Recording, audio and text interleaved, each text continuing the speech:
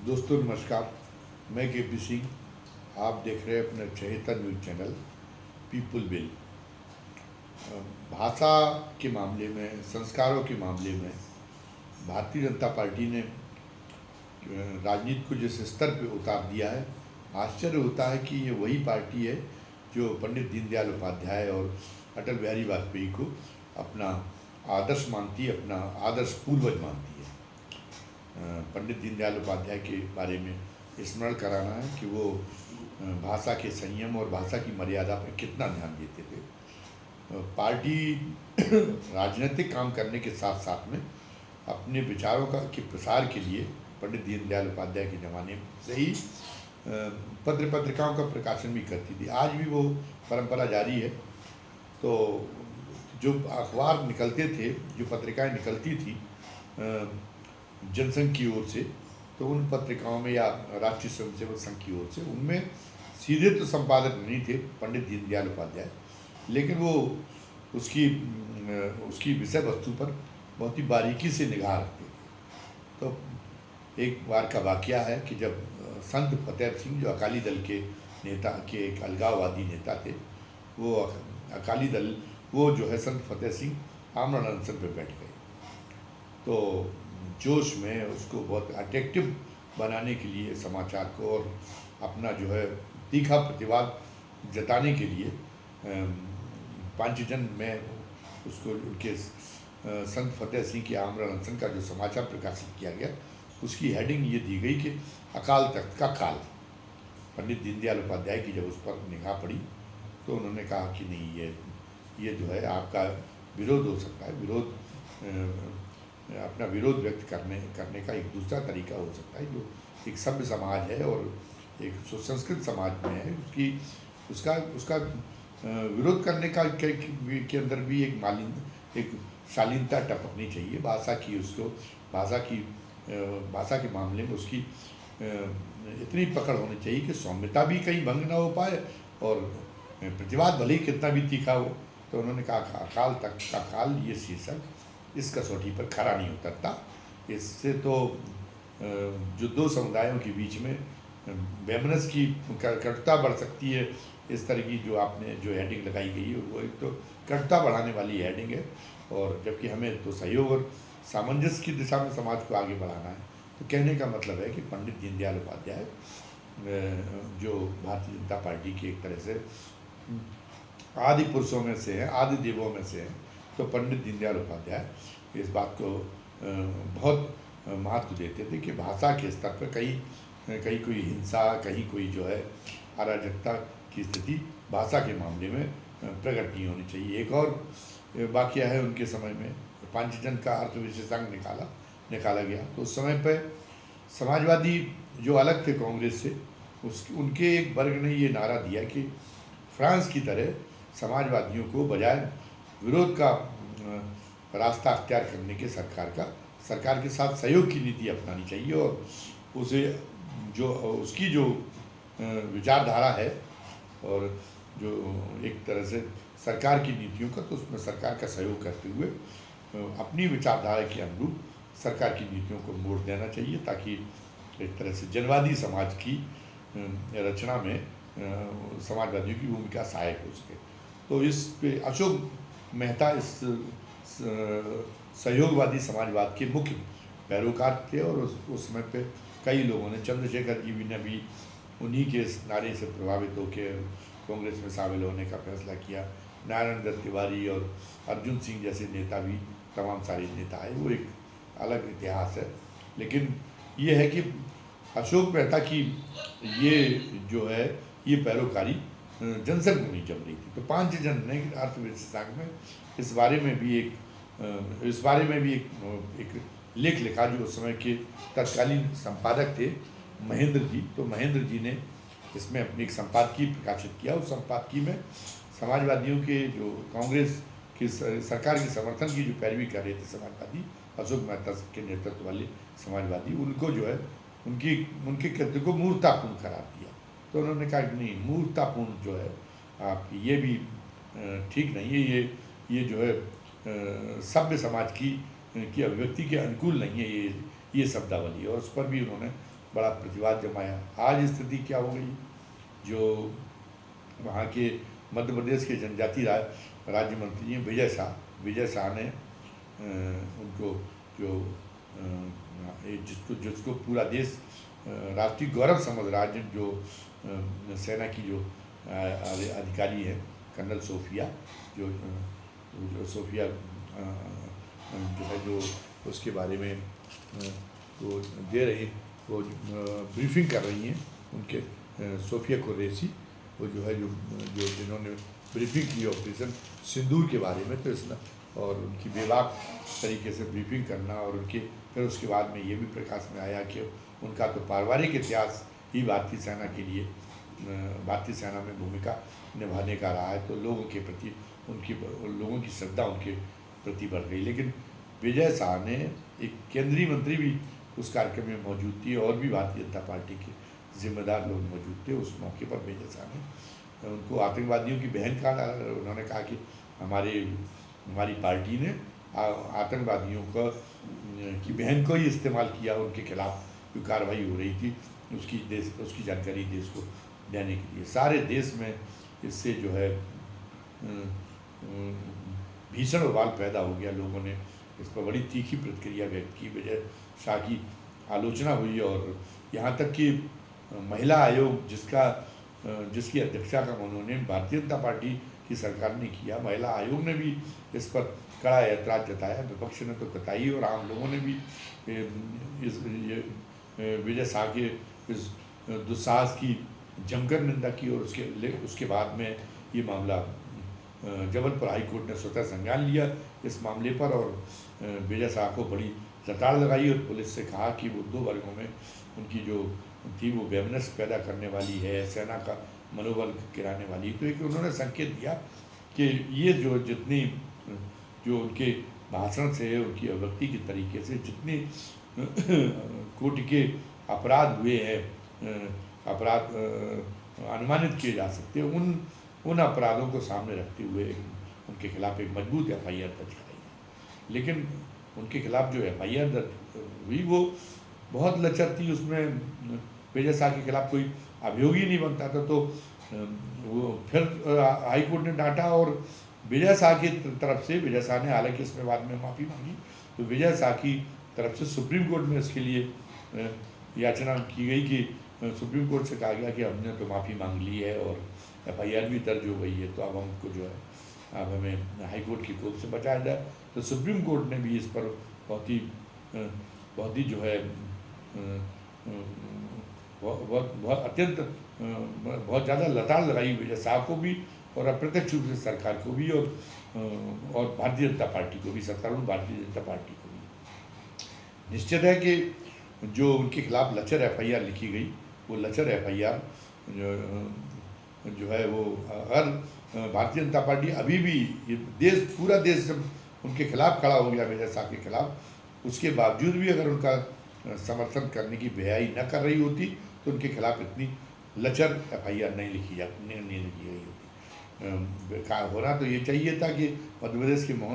प्रदेश के मुख्यमंत्री मोहन सिंह को तत्काल उन्हें बर्खास्त कर देना चाहिए था। लेकिन मोहन सिंह तो जो कदम उठाते हैं वो पर्ची वाले मुख्यमंत्री, वो तो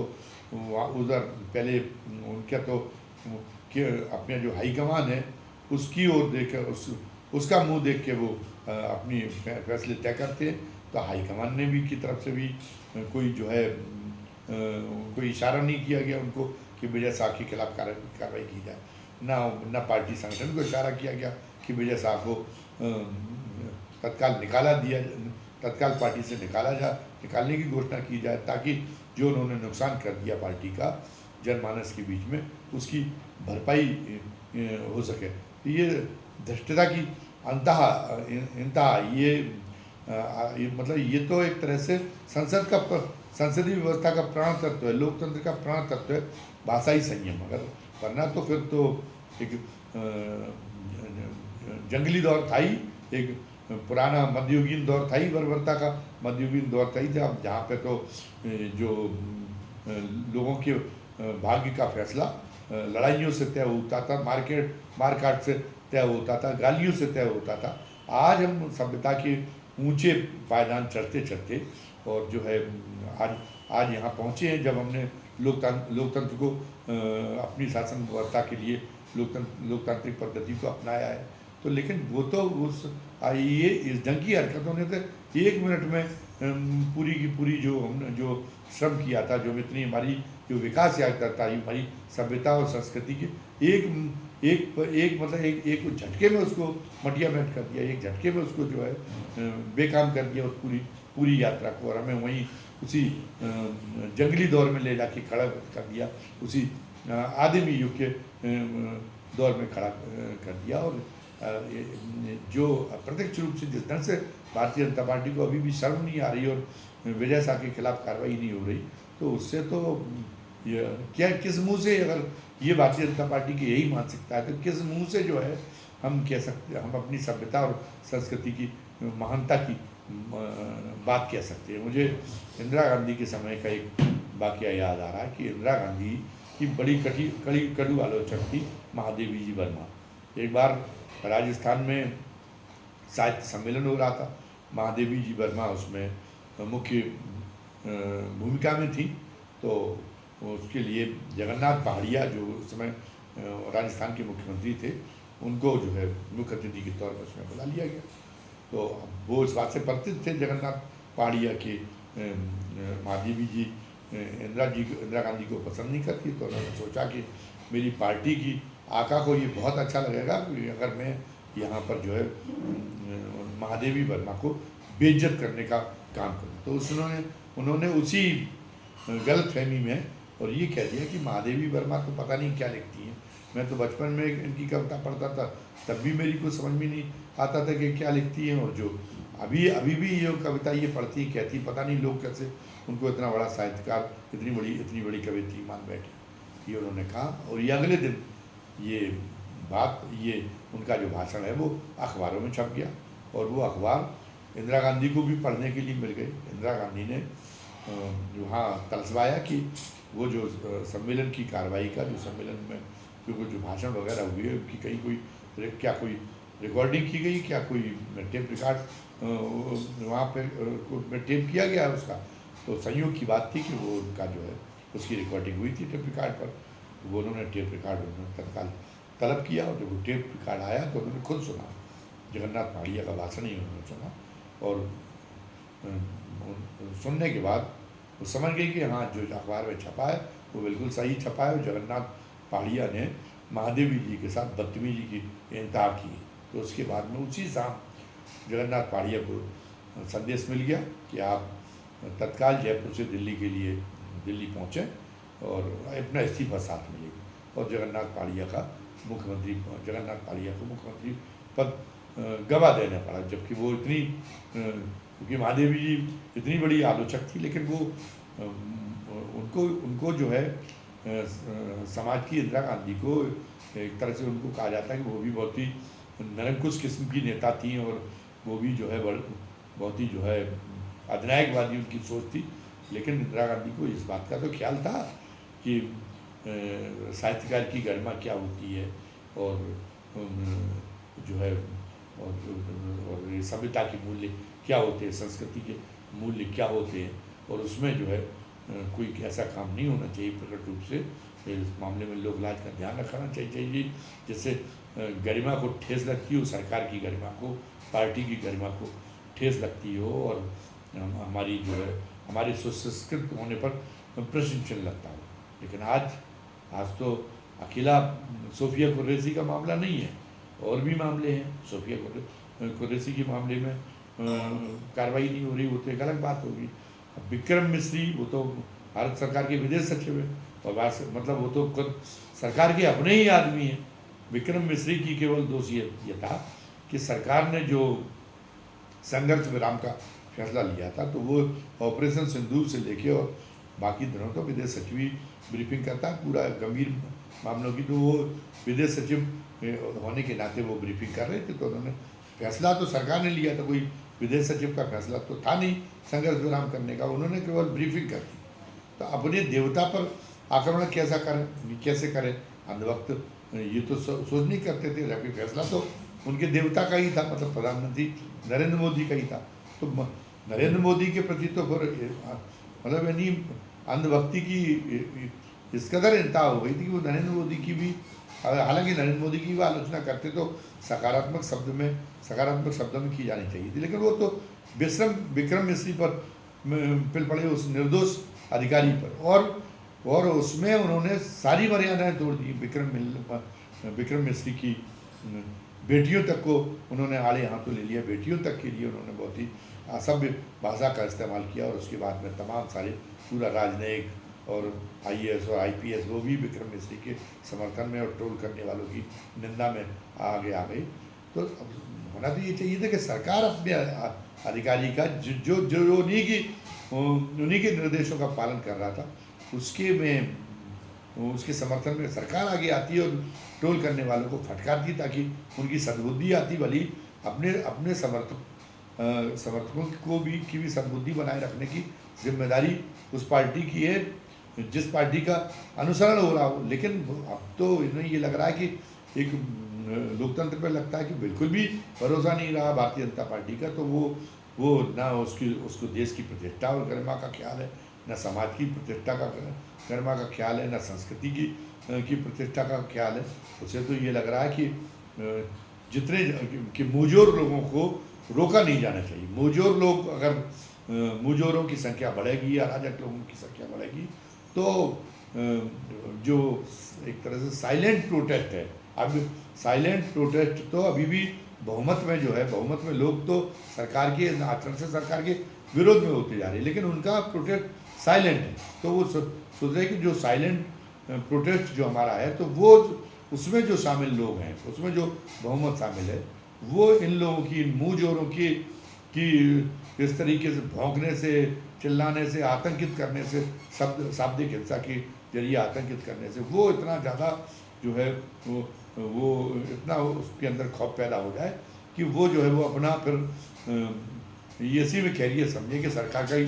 समर्थन करना है। तो वो इसको अपना असेस्ट मान रहे, अपनी निधि मान रहे, अपनी इस अराजकता को और इसको इस उन्माद को, इस मुजोरी को, इस सहजोरी को अपना असेस्ट मान रहे। ये एक बड़ा ही एक खतरनाक विचार है। इसके पहले भी हम देख चुके हैं कि उनकी ये जो मानसिकता सामने आई है अन्य मामलों में भी, जैसे वो जो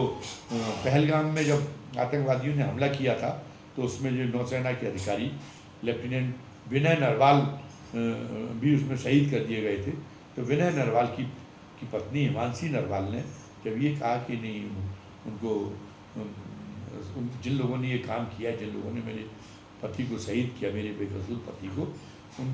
उनको सज़ा मिलनी चाहिए, लेकिन इसकी वजह से मुसलमानों और कश्मीरियों के खिलाफ जहर पैदा किया जाए, मैं इस पक्ष में नहीं हूँ। मैं ये चाहती हूँ कि समाज में के सौहार्द, मेरे पति की शहादत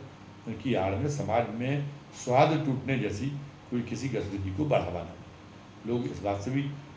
खपा हुए, और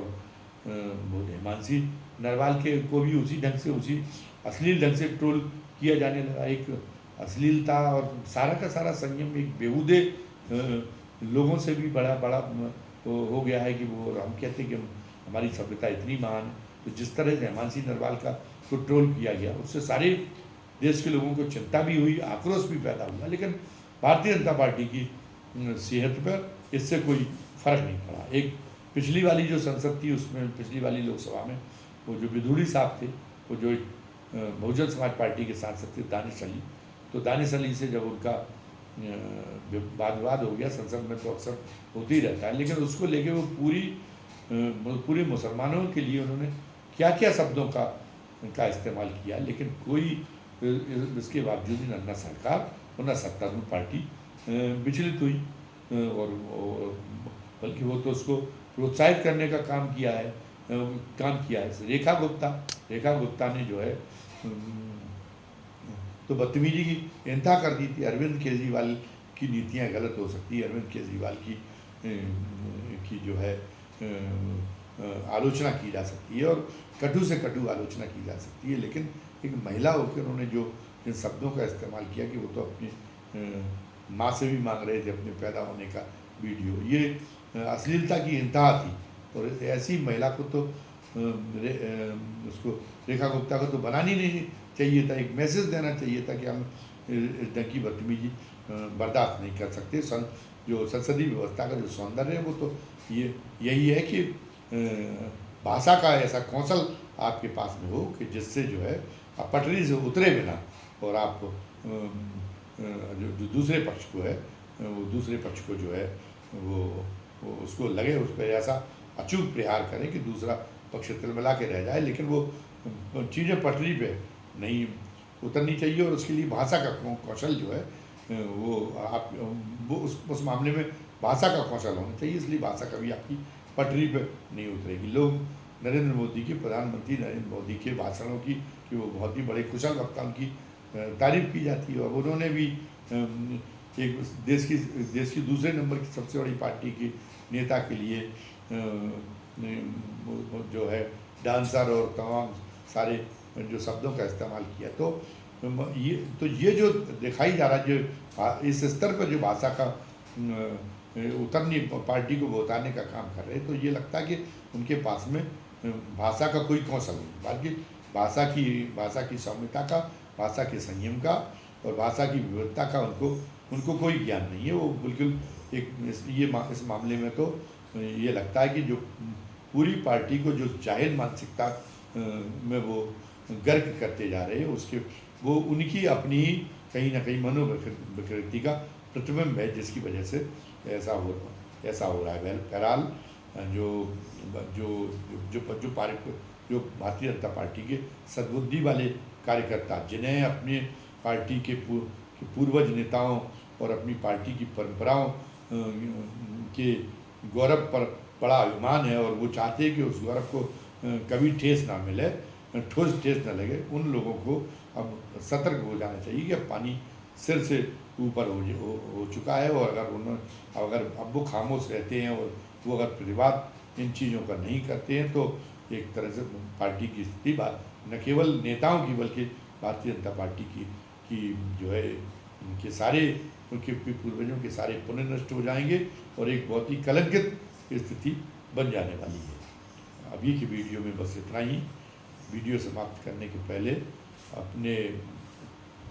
उन दर्शकों से जिन्होंने आज पहली बार हमारा वीडियो देखा है और उन्हें लगा हो कि हमारे वीडियो जो है वो देखने लायक हैं, वो उनके लिए उनके विचार उत्तेजना की सामग्री बनने में मदद कर सकती है। उनके विचारों को उत्तेजित करने के मामले में हमारी जो वीडियो की विषय वस्तु है हमारे चैनल की, वो जो है सहायक बन सकती है और वो इसके एक और वो वैचारिक उत्तेजना के वो जो है मुरीद हैं, कायल हैं वैचारिक उत्तेजना के उनकी का जो है वो मांग करते हैं। अपेक्षा उनके मन में अपेक्षा है कि उनके अंदर वैचारिक स्फूर्ति, वैचारिक ऊर्जा रहे। तो उन दर्शकों से हमारा ख्याल है कि उन दर्शकों से हमारा निवेदन है कि वो हमारे इस वीडियो को इस चैनल को वीडियो के साथ साथ वीडियो को लाइक करने के साथ साथ हमारे चैनल को भी सब्सक्राइब करें और उसमें जो बेल आइकॉन है उसको दबा दें, घंटी की आकृति का बटन जैसे कहते हैं, ताकि जो भी नया वीडियो हम डालें वो नए वीडियो का हर वीडियो का नोटिफिकेशन आपको मिल जाया करें। और साथ साथ में आज के वीडियो के बारे में कमेंट बॉक्स में अपनी राय लिखना भी ना भूलें। जय हिंद, जय भारत।